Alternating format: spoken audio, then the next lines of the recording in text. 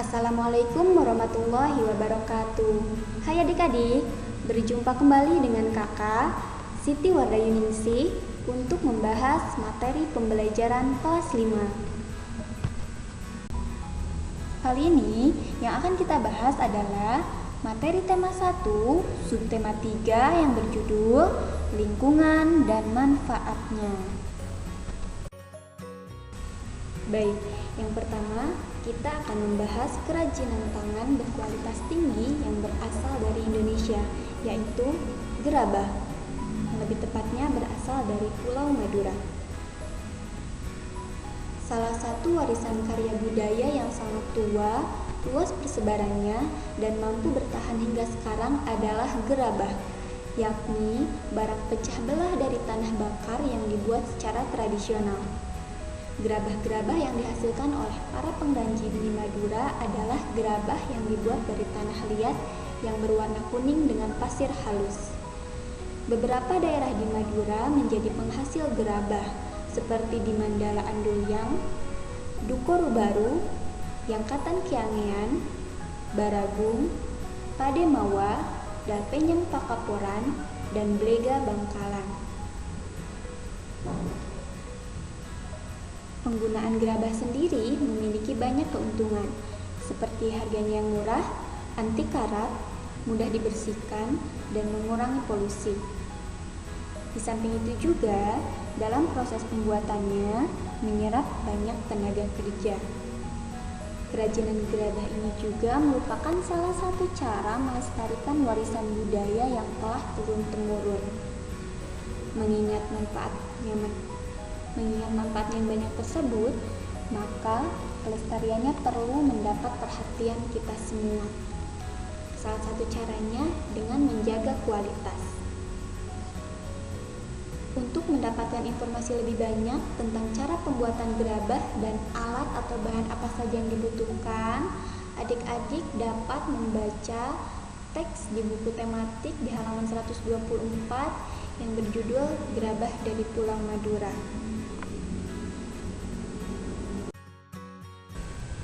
Tahukah kamu bahwa setiap gerakan pada kegiatan yang dilakukan harus kita lakukan dengan benar? Agar apa? Agar tidak terjadi gangguan atau kelainan pada organ gerak kita. Jangan melakukan kegiatan-kegiatan yang terlalu membebani kerja organ gerak tubuh kita. Berikut ini macam-macam kelainan pada organ gerak pasif atau tulang. Yang pertama, ada yang disebut dengan fraktura atau patah tulang, yaitu kelainan pada tulang akibat kecelakaan, baik kendaraan bermotor ataupun terjatuh. Fraktura dibagi menjadi dua, yaitu fraktura tertutup atau patah tulang yang tidak sampai merobek kulit atau otot, dan juga ada fraktura terbuka, yaitu patah tulang yang sampai merobek atau menembus kulit atau otot. Selanjutnya, yang disebut dengan osteoporosis, yaitu kelainan pada tulang yang disebabkan pengeroposan tulang. Hal ini karena tubuh sudah tidak mampu lagi menyerap dan menggunakan kalsium secara normal. Selanjutnya, fisura atau retak tulang, yaitu kelainan tulang yang menimbulkan keretakan pada tulang akibat kecelakaan. Selanjutnya ada yang disebut dengan lordosis, yaitu kelainan tulang karena sikap duduk yang salah sehingga tulang belakang melengkung pada daerah lumbalis. Hal ini akan mengakibatkan posisi kepala tertarik ke belakang. Selanjutnya, skoliosis, yaitu kelainan tulang karena sikap duduk yang salah sehingga tulang belakang melengkung ke arah samping. Hal ini akan menyebabkan badan akan bengkok membentuk huruf S. Yang terakhir ada yang disebut dengan kyphosis, yaitu kelainan tulang karena sikap duduk membungkuk sehingga tulang belakang membengkok ke belakang. Berbagai posisi tubuh yang tidak tepat dapat mengakibatkan otot-otot tertentu bekerja secara berlebih. Misalnya saat duduk menulis, bekerja di depan komputer dengan posisi duduk yang tidak tepat, atau kebiasaan menelepon dengan menjepit telepon di antara kuping dan bahu. Hal itu yang bisa mengakibatkan otot-otot bekerja secara berlebih. Nah, lalu bagaimana posisi duduk yang benar untuk mencegah terjadinya nyeri dan pegal pada punggung, bahu, dan leher? Posisi dan sikap duduk yang benar itu adalah posisi dan sikap duduk yang ergonomis. Seperti apa? Di antaranya, usahakan posisi kepala berada segaris dengan tubuh dan menghadap ke depan. Bahu rileks dan dengan lengan berada pada kedua sisi tubuh. Siku menempel pada tubuh dan menekuk membentuk sudut 90 sampai 120 derajat. Punggung harus ditopang secara penuh dengan penopang pada saat tegak atau sedikit bersandar. Lalu, posisi paha dan panggul ditopang oleh dudukan kursi dan sejajar dengan lantai. Terakhir, lutut setinggi panggung, membentuk sudut 90 derajat. Komik. Apa itu komik? Komik adalah suatu bentuk seni yang menggunakan gambar-gambar tidak bergerak dan disusun sedemikian rupa sehingga membentuk jalinan cerita. Biasanya komik dicetak di atas kertas dan dilengkapi dengan teks. Teks dalam komik berfungsi untuk menjelaskan, melengkapi, dan memperdalam penyampaian gambar secara keseluruhan. Teks atau kata-kata biasanya disajikan dalam gelembung-gelembung yang diserasikan dengan gambar. Berikut ini ciri-ciri komik. Yang pertama, hadir untuk menyampaikan cerita. Jadi, pesan dan informasinya disampaikan menggunakan teks dan gambar. Yang kedua, proporsional. Artinya, keberadaan gambar dan teks harus seimbang, membuat pembaca komik seakan-akan terlibat dan berperan langsung ke dalam cerita. Yang ketiga, menggunakan bahasa percakapan. Bahasa yang digunakan adalah bahasa sehari-hari yang mudah untuk dipahami. Yang keempat, biasanya bersifat kepahlawanan. Umumnya, isi cerita komik akan cenderung membuat pembaca mempunyai rasa atau sikap kepahlawanan. Yang kelima, penggambaran watak secara sederhana. Penggambaran watak dalam komik dibuat secara sederhana agar pembaca mudah memahami isi cerita dan menangkap pesan yang akan disampaikan dalam cerita. Yang terakhir, menyediakan humor. Kata komik sendiri berasal dari komik yang berarti jenaka. Humor dalam komik disajikan secara lugas sehingga akan mudah dipahami pembaca dan biasanya humor yang disajikan sering terjadi dan ada di masyarakat. Tetapi ada juga komik yang ceritanya tidak mengandung humor.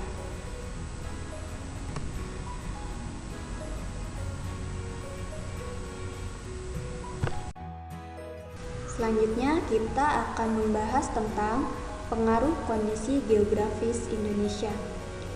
Masih ingatkah kamu bahwa letak geografis negara Indonesia sangat strategis? Kondisi geografis Indonesia sebagai negara maritim dan kepulauan menyimpan potensi yang besar dalam berbagai bidang, di antaranya bidang ekonomi, bidang transportasi, serta bidang sosial dan budaya. Indonesia yang berupa kepulauan antara pulau satu dengan pulau yang lainnya disatukan oleh laut, mengakibatkan bervariasinya potensi yang dimiliki oleh bangsa Indonesia. Masing-masing pulau memiliki karakteristik masing-masing, mulai dari kondisi alamnya maupun kondisi sosial budayanya. Ini pula yang menyebabkan Indonesia sangat beragam suku bangsanya. Juga beragam pula adat istiadatnya, agama, golongan, serta kelompok masyarakatnya. Tapi perlu diingat bahwa keberagaman yang disebabkan adanya perbedaan antara pulau satu dengan pulau yang lainnya ini tidaklah menjadi pemecah dan perenggang, namun justru menjadi pemersatu, karena antara yang satu dengan yang lainnya bisa saling melengkapi. Nah, tadi sudah dijelaskan bahwa kondisi geografis Indonesia menyimpan potensi besar dalam berbagai bidang. Sekarang kita akan membahas pengaruh kondisi geografis Indonesia sebagai negara maritim terhadap kehidupan ekonomi masyarakat.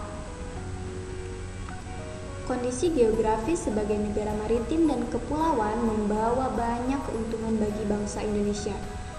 Wilayah laut Indonesia yang sangat luas telah diakui secara internasional sebagai negara maritim yang ditetapkan dalam UNCLOS pada tahun 1982. Hal ini berarti bangsa Indonesia memiliki kewenangan untuk memanfaatkan potensi sumber daya laut. Banyak peluang ekonomi dari pemanfaatan potensi sumber daya laut yang sedemikian besar ini tentunya dapat memberikan kontribusi bagi kehidupan ekonomi masyarakat Indonesia, hingga pada akhirnya juga akan memberikan kontribusi bagi kesejahteraan bangsa. Kelompok masyarakat yang bisa merasakan langsung potensi kekayaan sumber daya kelautan ini adalah masyarakat yang berada di pesisir. Banyak jenis pekerjaan yang bisa diusahakan untuk menunjang kehidupan ekonominya. Lalu, apa pengaruh kondisi geografis Indonesia sebagai negara maritim dan kepulauan terhadap kehidupan sosial masyarakat? Sebagai negara maritim dan kepulauan yang berada antara Australia dan Asia membawa pengaruh terhadap kehidupan sosial dan budaya bangsa Indonesia. Hal ini bisa terjadi karena dengan posisi tersebut menyebabkan Indonesia menjadi jalur perdagangan dunia. Pedagang-pedagang dari berbagai negara tersebut tentunya memiliki latar belakang yang berbeda antara satu dengan yang lainnya. Berikut ini adalah dampak dari letak dan kondisi geografis bangsa Indonesia sebagai negara maritim atau kepulauan. Yang pertama, komunikasi dan interaksi antar penduduk menjadi lebih mudah, baik antara warga Indonesia maupun orang Indonesia dengan warga asing. Yang kedua, terjadinya pembauran, pencampuran atau peleburan nilai-nilai antar pulau dan antar negara. Yang ketiga, munculnya perkampungan-perkampungan etnis tertentu seperti pecinan dan kampung Arab. Yang keempat, terjadinya perubahan perilaku masyarakat karena pengaruh masuknya pola dan nilai perilaku dari pulau, daerah maupun negara lain. Yang kelima, terjadinya perpindahan ilmu, pengetahuan, dan teknologi. Baik, sebelum melanjutkan ke materi pengaruh kondisi geografis Indonesia, terlebih dahulu kita akan membahas mengenai Pancasila. Pancasila merupakan satu kesatuan yang bulat dan utuh dari kelima silanya. Sila ke-1 menjiwai sila kedua, sila ketiga, sila keempat, dan sila kelima. Begitu juga sila kedua menjiwai sila ke-1, sila ketiga, sila keempat, dan sila kelima, dan begitu seterusnya. Nah, Pancasila juga saling berkaitan satu sama lain. Misalkan, meskipun sila ketuhanan yang Maha Esa merupakan sila yang berkaitan dengan Tuhan, tetapi tidak berarti sila-sila yang lain hanya sebagai pelengkap saja, tapi merupakan satu kesatuan yang utuh. Setiap sila yang membentuk Pancasila juga sebagai satu kesatuan yang mutlak, tidak dapat ditambah dan dikurangi. Oleh karena itu, Pancasila tidak dapat diubah menjadi Trisila ataupun Ekasila.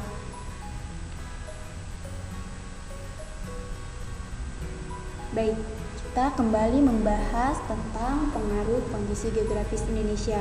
Kali ini pengaruhnya terhadap kehidupan budaya masyarakat. Kondisi geografis Indonesia yang berupa kepulauan mengakibatkan beragamnya budaya bangsa Indonesia. Ciri keberagaman budaya lokal Indonesia dapat dilihat dari hal-hal berikut ini. Pertama, keberagaman suku bangsa.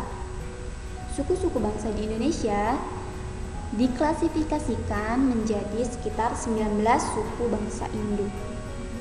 Kedua, keberagaman bahasanya. Saking beragamnya, sebagian besar wilayah Indonesia memiliki bahasa daerah tersendiri. Selanjutnya, keberagaman religi. Di Indonesia, terdapat 6 agama yang diakui secara resmi oleh pemerintah, yaitu Islam, Katolik, Kristen, Hindu, Buddha, dan Konghucu. Selain itu juga berkembang aliran-aliran kepercayaan yang lainnya. Lalu, terakhir keberagaman seni dan budayanya. Suku bangsa yang beragam di Indonesia tentunya menghasilkan kebudayaan yang beragam. Salah satu wujudnya adalah kesenian. Selanjutnya, kita akan membahas pengaruh kondisi geografis Indonesia sebagai negara maritim dan kepulauan terhadap transportasi masyarakat. Wilayah Indonesia yang luas, berupa kepulauan dan disatukan oleh laut sangat mempengaruhi kondisi transportasi yang ada. Jalur strategis yang bisa digunakan untuk menghubungkan antara pulau satu dengan pulau yang lainnya adalah jalur laut dan jalur udara. Dengan moda transportasi untuk jalur laut adalah kapal laut dan untuk jalur udara adalah pesawat. Adapun untuk jalur darat, dengan moda transportasi seperti kereta api, bus, dan mobil yang digunakan untuk menghubungkan daerah satu dengan daerah yang lainnya dalam satu pulau. Penggunaan pesawat dan kapal laut sebagai moda transportasi penghubung antar pulau harus didukung dengan sarana pendukung. Sarana pendukung untuk pesawat adalah tersedianya bandar udara atau bandara. Begitu pula dengan penggunaan kapal sebagai moda transportasi penghubung antar pulau harus didukung dengan ketersediaan pelabuhan yang memadai. Jika penyediaan dan penggunaan moda transportasi antar pulau memadai akan sangat membantu kehidupan masyarakat, mengingat luas wilayah Indonesia yang sangat luas dan berupa kepulauan, sehingga mempengaruhi pemerataan program pembangunan dan hasil-hasilnya. Sehingga kemajuan tidak hanya terpusat pada daerah-daerah tertentu saja. Nah, itu adalah beberapa pengaruh kondisi geografis Indonesia terhadap beberapa bidang. Besar sekali bukan pengaruhnya? Oke adik-adik, jika sebelumnya kita sudah membahas macam-macam kelainan pada organ gerak pasif yaitu tulang, kali ini yang terakhir kita akan membahas macam-macam kelainan pada organ gerak aktif atau otot. Yang pertama ada hipertrofi, yaitu kelainan otot yang membesar dan menjadi lebih kuat karena sel otot diberikan kegiatan atau aktivitas yang terus-menerus secara berlebihan. Lalu selanjutnya ada yang disebut dengan atrofi atau kelainan otot yang mengecil, lemah, fungsi yang menurun. Karena hal ini disebabkan adanya penyakit polimielitis yang dapat merusak sel saraf pada otot. Terus selanjutnya ada yang disebut dengan tetanus, yaitu kelainan otot yang disebabkan adanya infeksi bakteri Clostridium tetani. Tetanus menyebabkan otot menjadi kejang-kejang. Lalu yang terakhir ada yang disebut dengan stiff atau kaku leher, yaitu kelainan otot karena adanya peradangan otot trapesius leher akibat gerakan yang menghentak secara tiba-tiba atau salah gerak. Baik adik-adik, telah sampailah kita pada bagian akhir video ini. Terima kasih sudah menyimak, semoga bermanfaat. Wassalamualaikum warahmatullahi wabarakatuh.